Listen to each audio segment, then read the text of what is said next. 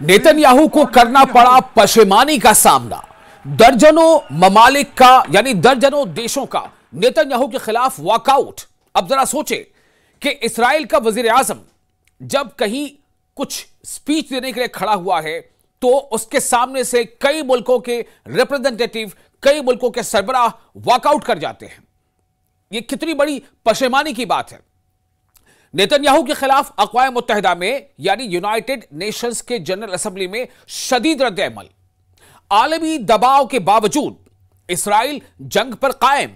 अब जरा अंदाजा करें, एक तरफ दुनिया के ज्यादातर मुल्क इस्राइल की मजम्मत कर रहे हैं, इस्राइल के एक्शन को कंडेम कर रहे हैं, गजा में बच्चों को, औरतों को मारे जाने के खिलाफ आवाज उठा रहे हैं, लेकिन नेतन्याहू का क्या कहना है कि वो जंग जारी रखेंगे। आखिर आप किससे जंग कर रहे हो? बच्चों से?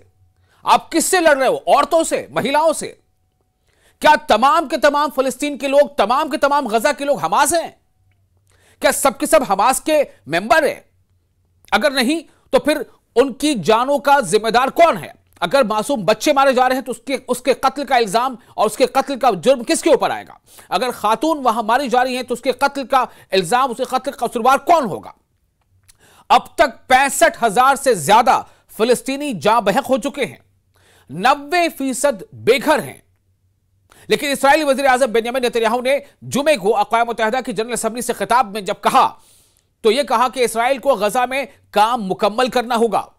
कौन सा काम? सवाल यह है, इस्राएल चाहता क्या है? इस्राएल किसे मारना चाहता है?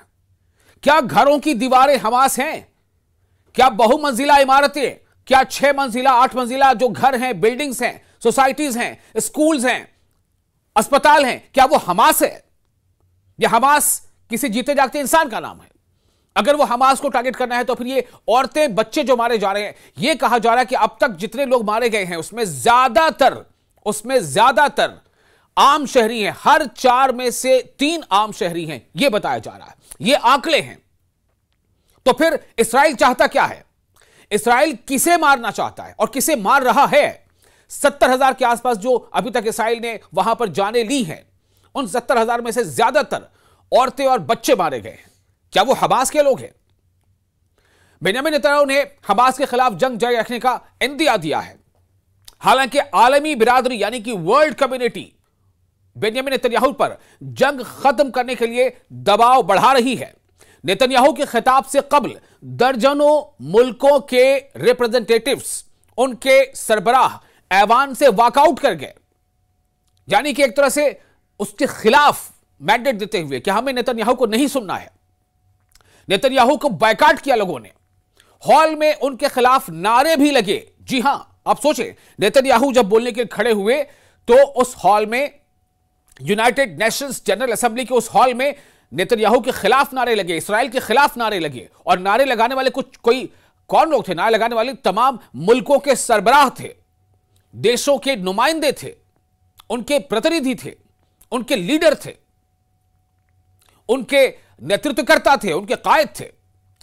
लेकिन एक चीज यह भी बता दूं कि अमेरिकी वफद यानी कि अमेरिका का जो डेलीगेशन था उस हॉल में, वो अपनी सीट पर यूं ही बैठा रहा। अमेरिकी वफद अपनी सीट पर मौजूद रहा। बाकी देशों के लोग वॉकआउट कर गए, उस हॉल से बाहर निकल गए, लेकिन अमेरिका के लोग बैठे रहे। इसका क्या मतलब है? इसका संदेश साफ है कि इस्राएल जो करना चाहता है उसमें अमेरिका की 100% हामी है। 100% अमेरिका को उसको साथ है। यानी अगर international criminal court Benjamin Netanyahu के खिलाफ अरेस्ट वारंट जारी करता है तो इसका मतलब क्या है कि जो उसने जुर्म किया है या जिस जुर्म का इर्तिकाब करने का उनके ऊपर इल्जाम है, उसमें साथी कौन है? कौन उसकी मदद कर रहा है? यह बड़ा सवाल है। आपको बता दें कि सतही नुमाइंदे गैर हाजिर थे। जितने भी उसके सतही नुमाइंदे थे लगभग, यानी कि अमेरिका की वफद अपनी नशिस्तों पर मौजूद रहा, मगर आला सतही यानी जो टॉप के जो दीगर लोग थे वो वहां से गैर हाजिर थे। इस्राएली प्राइम मिनिस्टर ने हमेशा की तरह चार्ट का सहारा लिया और अपने नक्कादों पर यहूद मुखालिफ रवैये यानी एंटी सेमिटिज्म का इल्जाम लगाया।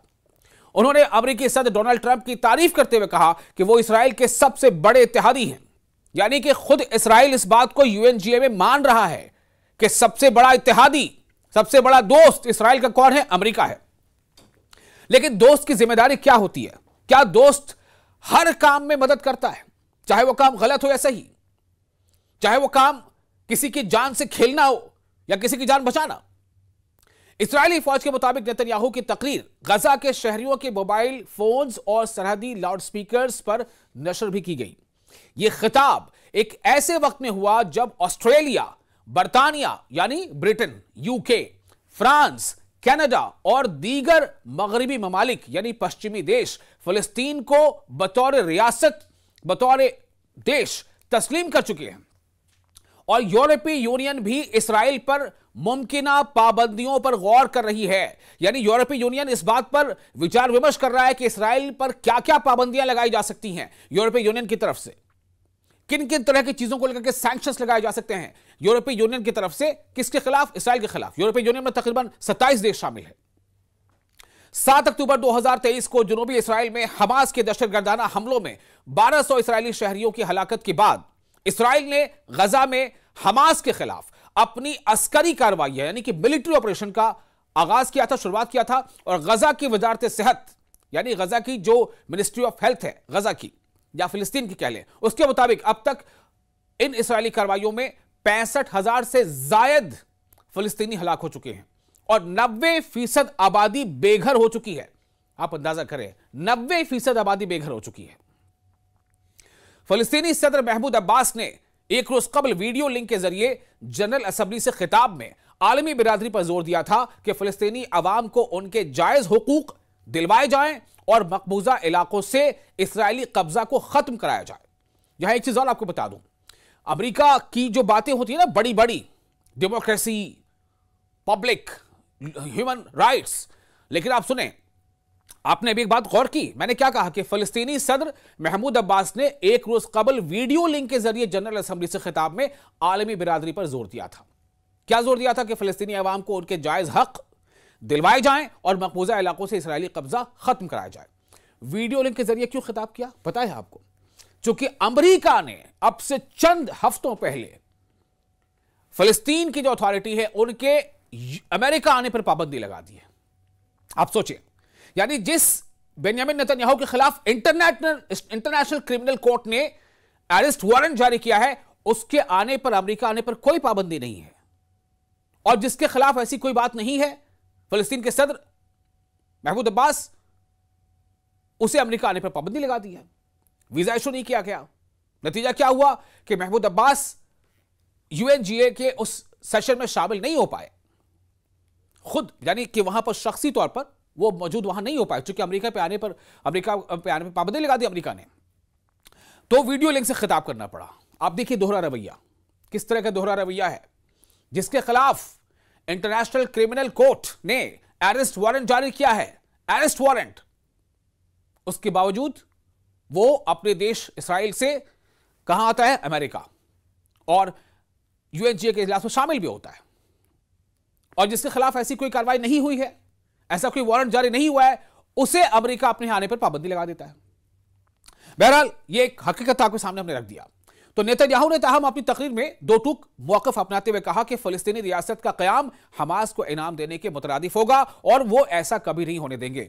यानी एक तरफ अमेरिका को छोड़ करके, यानी कि जो यूएनजीए के 193 देश है उनमें से 142 से ज्यादा देश, 142 से ज्यादा मुल्क, जिसमें फ्रांस शामिल है, कनाडा शामिल है, ऑस्ट्रेलिया शामिल है, जिसमें ब्रिटेन शामिल है और ऐसे कई देश शामिल है। बाकी तो लोग पहले से जो मान रहे हैं इसको वो तो है ही, चाहे अरब ममालिक हो, चाहे हिंदुस्तान हो, चाहे पाकिस्तान हो, जो भी 193 में से 145 से ज्यादा देश ये कह रहे हैं कि फिलिस्तीन को हम एक अलग कंट्री, एक अलग स्टेट के तौर पर मानते हैं, उसे हम रिकॉग्नाइज करते हैं।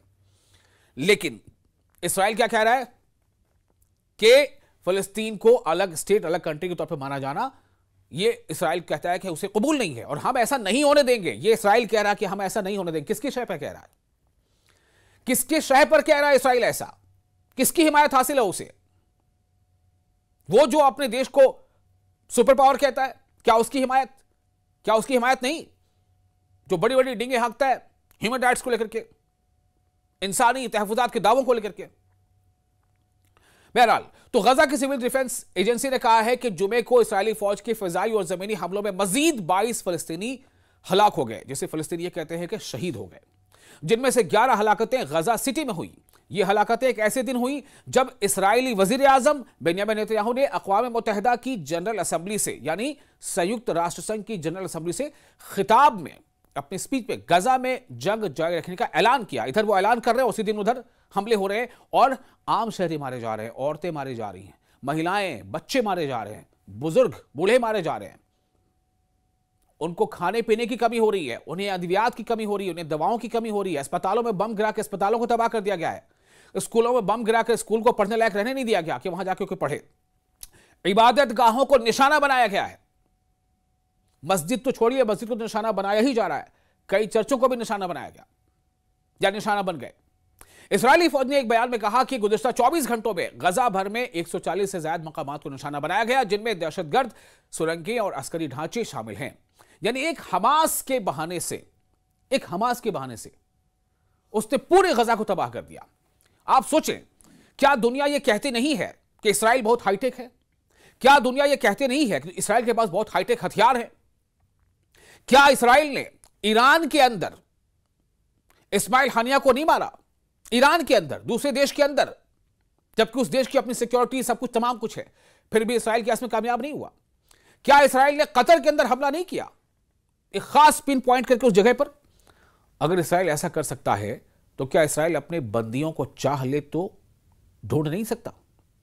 अगर इस्राएल चाह ले तो अपने हॉस्टेजेस को ढूंढ नहीं सकता गजा में? उसे तलाश नहीं कर सकता क्या? अगर कर सकता है तो फिर क्यों नहीं कर रहा? क्या वो इसी बहाने से, क्या वो इन्हीं हॉस्टेजेस के बहाने से जंग तवील करना चाह रहा है, खींचता चला जा रहा है, जो अब तक 2 साल लगभग हो चुके, और उस बहाने से वो गजा के लोगों को वहां से बेघर कर रहा है, उन्हें मार रहा है? उन्हें पहले यह कहा जाता है कि आप रेफ्यूजी कैंप में जाए, वहां महफूज रहेंगे। जब लोग वहां रहते हैं तो वहां भी बम गिराया जाता है। उन्हें कहा जाता है कि आप फला जगह जाइए, वहां पे आपको एड मिलेगा, वहां पे आपको खाने की चीजें तकसीम की जाएंगी। वहां लोग जाते तो वहां गोलियां चलाई जाती हैं। तो क्या हो रहा है इस दुनिया में? लोग सवाल उठाते हैं, और इसीलिए जिन लोगों तक ये आवाज पहुंची है, जिन मुल्कों तक ये आवाज पहुंची, चाहे वो मशरिक के मुल्क हो चाहे मगरिब के, जहां इंसानियत जिंदा है, वहां के लोग सड़कों पर उतर आए और वहां लोगों ने अपनी हुकूमतों पर दबाव बनाया कि फिलिस्तीन को रिकॉग्नाइज किया जाए, इसराइल पर दबाव बनाया जाए और इसराइल पर पाबंदियां लगाई जाए। इसलिए आपने देखा कि फ्रांस ने माना कि हम फिलिस्तीन को एक अलग मुल्क मानते हैं। फिलिस्तीन के लोगों को भी ये इस बात का हक है कि उनका अपना वतन हो, अपना कल्चर हो, अपनी सेफ्टी हो, सब कुछ हो, और इसके लिए हम उसे रिकॉग्नाइज करते हैं। ब्रिटेन ने माना, फ्रांस ने माना, कनाडा ने माना, ऑस्ट्रेलिया ने माना, ब्राजील ने माना, माल्टा ने माना, कई देश, मैंने बताया ना आपको, 193 में से 145 से ज्यादा देशों ने माना। 10 से 12 देश ऐसे हैं जो नहीं मान रहे।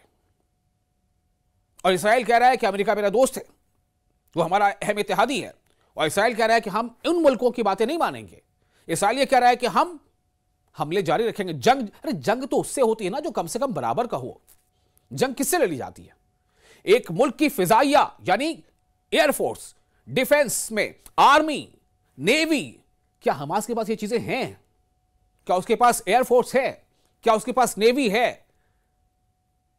वो लड़ाके हैं, उनको मारा जाए। वो फाइटर हैं, उन्होंने आप पर हमला किया, आप उनको ढूंढो, पकड़ो, मारो, लेकिन उसकी सजा आप पूरे फिलिस्तीन के लोगों को दोगे, उसकी सजा आप पूरे गजा के शहरियों को दोगे। आप बच्चों को मारोगे, आप औरतों को मारोगे, और आप मार रहे हो। ये खुद यूएन की अलग अलग एजेंसियां इस बात को कह चुकी हैं। यूएन की एजेंसी ने कहा है कि इसराइल गजा में जेनोसाइड कर रहा है। जेनोसाइड यानी कत्लेआम, जंग नहीं, जंग के भी कुछ उसूल होते हैं, यहां कत्लेआम हो रहा है।